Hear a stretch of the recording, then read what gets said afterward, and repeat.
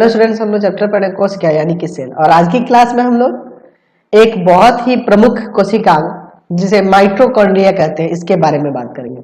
Mitochondria, mitochondria, mitochondria, mitochondria, mitochondria, इसी के बारे में बात करेंगे।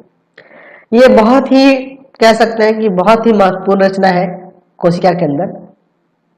एक्चुअल में ये ऊर्जा का घर कहलाता है। माइटोकॉन्ड्रिया कोशिका के अंदर रहता है और ये क्या कहलाता है? ऊर्जा का घर कहलाता है। अगर इसको आप देखेंगे माइक्रोस्कोप से, प्रकाश माइक्रोस्कोप से, तो ये कुछ इस रूप में देखेंगे, है ना। ये छड़ जैसी या फिर आप कह सकते हैं कि धागे जैसी, इसको तो बहुत बड़ा करके ना दिखाया गया, धागे जैसी, है ना, दानेदार और लगभग गोलाकार रचना होती है। दानेदार कहिए या फिर गोलाकार रचना होती है। एक्चुअल में ये अगर बात करें जंतु कोशिका के अंदर, तो टोटल जंतु कोशिका जितनी भी होती है उसमें लगभग ये 10,000 या इससे अधिक संख्या में होती है। 10,000 या उससे ज्यादा संख्या में होती है। लेकिन पादप कोशिका में इसकी संख्या कम होती है, क्योंकि ये ऊर्जा का संचरण करते हैं, ये ऊर्जा का संश्लेषण करते हैं, तो ये ऊर्जा माइटोकॉन्ड्रिया में ही संचित होती है। ठीक है, ऊर्जा जो हम लोग भोजन ग्रहण करते हैं, भोजन का पाचन होता है, उसके बाद जो ग्लूकोज जो हमारे कोशिकाओं के अंदर पहुंचता है, तो कोशिका के अंदर जो माइटोकॉन्ड्रिया होता है, इस माइटोकॉन्ड्रिया में ऑक्सीजन भी पहुंचता है और ऑक्सीजन के द्वारा उसका ऑक्सीजन के द्वारा उस ग्लूकोज का ऑक्सीकरण होता है, जिसके फलस्वरूप हमें ऊर्जा मिलती है एटीपी के फॉर्म में, एडिनोसाइन ट्राइफॉस्फेट के फॉर्म में हमें ऊर्जा मिलती है और वही ऊर्जा माइटोकॉन्ड्रिया के अंदर संचित रहती है। ठीक है, समझ गए बात को। तो जाहिर सी बात है, ऊर्जा खर्च करने की बात आएगी तो जंतु और पादप में अगर आप सोचिएगा, जंतु ज्यादा ऊर्जा खर्च करता है पादप के अपेक्षा, क्योंकि पादप को तो एक जगह रखना है, उसके ज्यादा क्रियाकलाप नहीं है। जंतुओं जैसे हम बोल रहे हैं, चल रहे हैं, घूम रहे हैं, फिर ऐसा तो सारा क्रियाकलाप नहीं ना करते, खेलते कूदते हैं, तो जाहिर सी बात है हमें ज्यादा की ऊर्जा की जरूरत होगी। इसलिए हमारे अंदर जंतुओं के अंदर, जंतु जगत में इसकी संख्या ज्यादा होती है। ठीक है, माइटोकॉन्ड्रिया के बाहर एक झिल्ली होती है जिसे बाहरी झिल्ली कहते हैं, और अंदर की तरफ एक झिल्ली होती है, एक अंतः झिल्ली कहते हैं। और अंदर की तरफ, ये इसके अंदर माइटोकॉन्ड्रिया के भीतर अगर देखेंगे, इसके बीच में तरल गुहा होती है। और इस तरल गुहा को, इस टोटल गुहा को हम लोग क्या कहते हैं जी? गुहा को कहते हैं माइटोकॉन्ड्रियल गुहा। माइटोकॉन्ड्रियल गुहा कहते हैं। ठीक है, इसके भीतर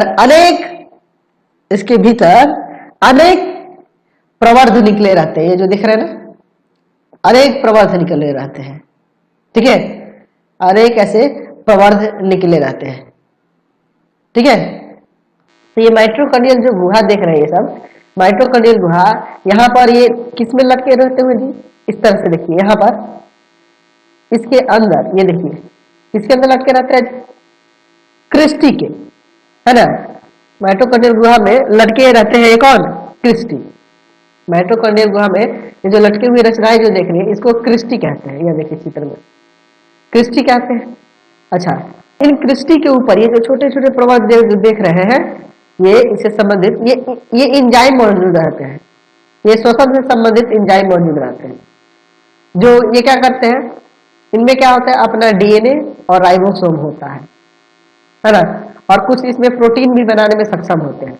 तो ये जो श्वसन से संबंधित एंजाइम जो है, क्या करते हैं, जब श्वसन क्रिया हम लोग करते हैं तो वहां से जो ऑक्सीजन यहाँ तक पहुंचता है, उस ऑक्सीजन के द्वारा जो ग्लूकोज आया है भोजन के पाचन के फल, उस ग्लूकोज का पाचन करके उससे ऊर्जा ग्रहण करते हैं, और वही ऊर्जा एडिनोसाइन ट्राइफॉस्फेट के रूप में माइटोकॉन्ड्रिया के अंदर मौजूद रहती है। ठीक है, तो हमें क्लियर हो गया यहाँ पे कि ये जो ऊपर वाली झिल्ली को बाहरी झिल्ली, अंदर वाली झिल्ली को अंदर वाली झिल्ली, और इस पूरे अंदर वाले भाग को माइटोकॉन्ड्रियल गुहा कहते हैं। माइटोकॉन्ड्रियल गुहा में अगर देखा जाए, माइटोकॉन्ड्रियल गुहा जो वो मैट्रिक्स में लटके रहते हैं, और जिनको क्या कहते हैं हम लोग? क्रिस्टी कहते हैं। ठीक है, इसमें अपना इसमें क्या होता है, इस क्रिस्टी के ऊपर यहाँ जो देख रहे हैं, ये छोटे छोटे कोशिकीय श्वसन से संबंधित एंजाइम्स होते हैं।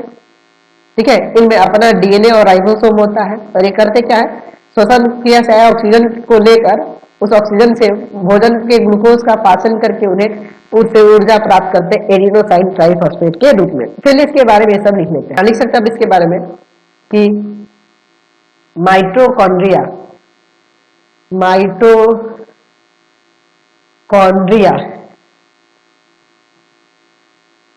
कोशिका द्रव में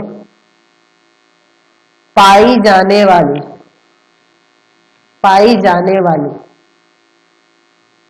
बहुत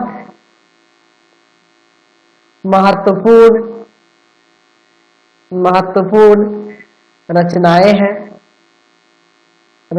हैं जो कोशिका द्रव्य में बिखरी रहती है।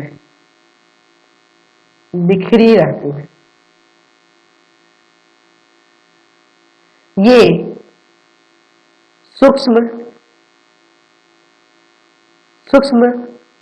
छड़ों या दानेदार या गोलाकार दिखाई देती हैं।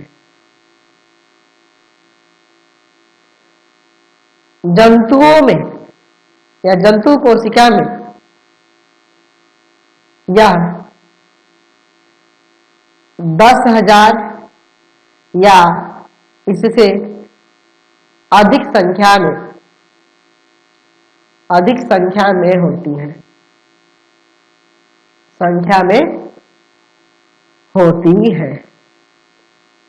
लिख सकते हैं कि प्रत्येक माइटोकॉन्ड्रिया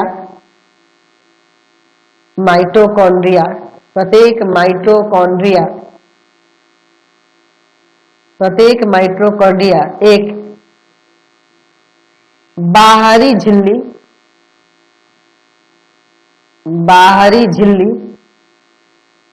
एवं एक अंतः झिल्ली से चारों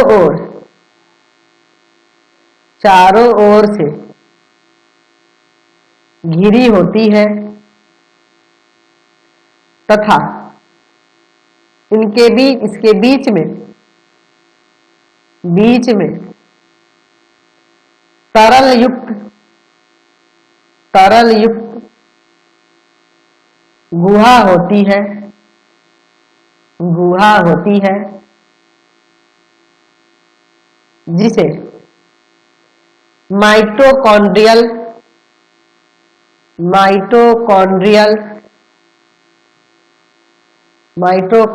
गुहा कहते हैं। इसके भीतर अनेक प्रवर्ध निकलकर माइटोकॉन्ड्रियल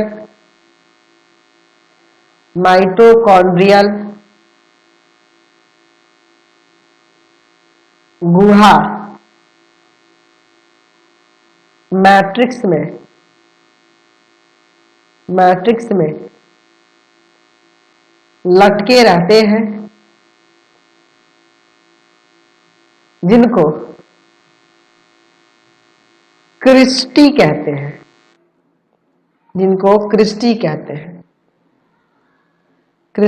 हैं। इनमें कोशिकीय श्वसन से संबंधित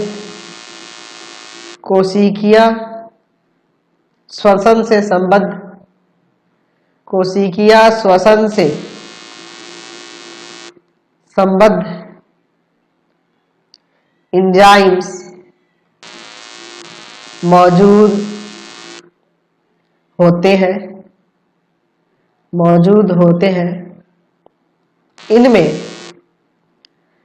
डीएनए और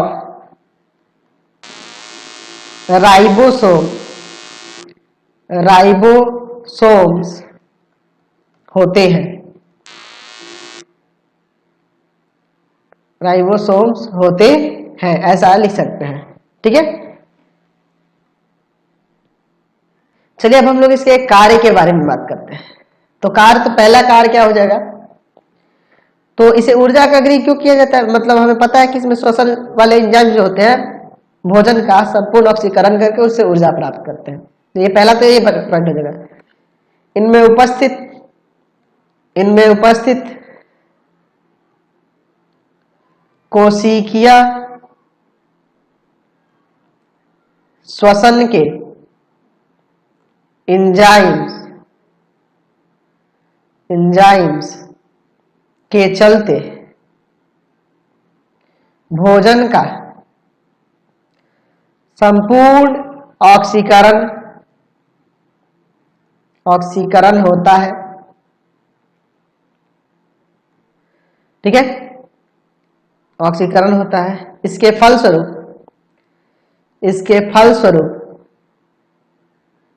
फलस्वरूप जीव के लिए ढेर सारी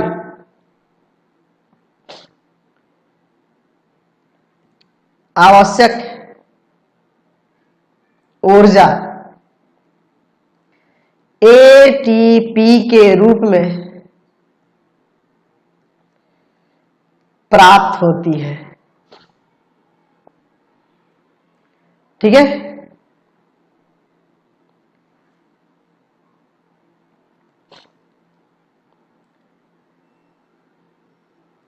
कोशिका नए यौगिक के निर्माण में इसी एटीपी ऊर्जा का इस्तेमाल करते हैं। ठीक है, तो यही इसका कार्य है। यानी कि इसलिए यहां पे लिख सकते हैं पॉइंट देख के, इसलिए माइटोकॉन्ड्रिया को